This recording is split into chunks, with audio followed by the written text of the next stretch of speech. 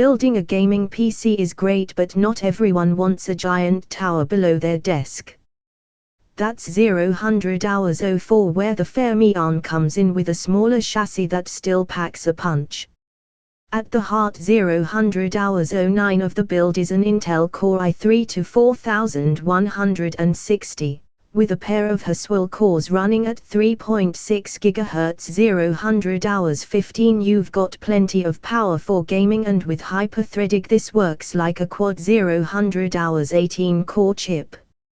It's also power efficient, which is a big help when working with a smaller 0-100 hours 22 PC.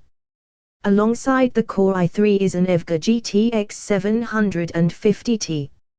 As the most powerful graphics card you can 0-100 hours 28 get that doesn't need external PCI power. The 750Ti is a solid choice for 1080p gaming 0-100 hours 33 with 2 GB of memory. It's also a smaller card, which definitely makes installing 0-100 hours 37 it into our case a lot easier. For the motherboard, the Fermion is using an MSI B85i. This is 0-100 hours 43, a mini ITX board that still has all the features we need, like USB 3.0, SATA 3 and nicely laid 0-100 hours 50 out connections, making it easy to work with. On the memory side of things, we have 8 0-100 hours 53 GB of Crucial Ballistics Sport.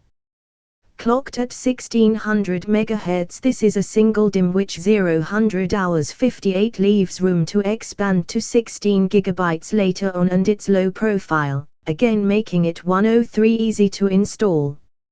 See a trend here? With a small and efficient build like this, the Crucial 107BX100 is perfect for storage. It's a 250 GB SSD that isn't too much more expensive, 112 than a normal hard drive, while delivering a huge boost in performance. Since we're 116 working with an ITX build, we've got a 300 watt Silverstone SFX power supply. 300 watts 121 is more than enough to power the Fermion, and this is small enough to easily fit inside 125-hour case while delivering a solid 80+ bronze rating. The final piece of the build 129 is the Silverstone RVZ01, also known as the Raven Z. This is capable of packing all of 134-hour hardware into a 14-liter case that isn't that much bigger than a console.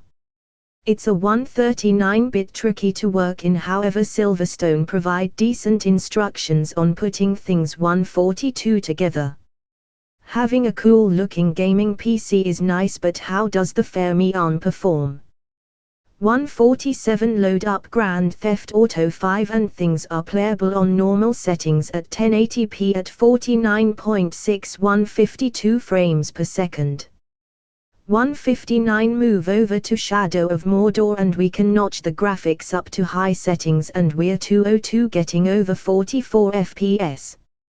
209 with Metro Last Light Redux, we're also able to run things on high at 1080p at a solid 214.57 frames per second.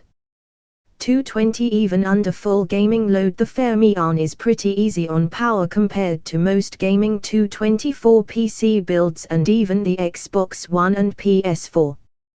With plenty of power for 1080p gaming inside a 229 compact ITX chassis, the Fermion is a solid PC for gaming or even as a Steam box.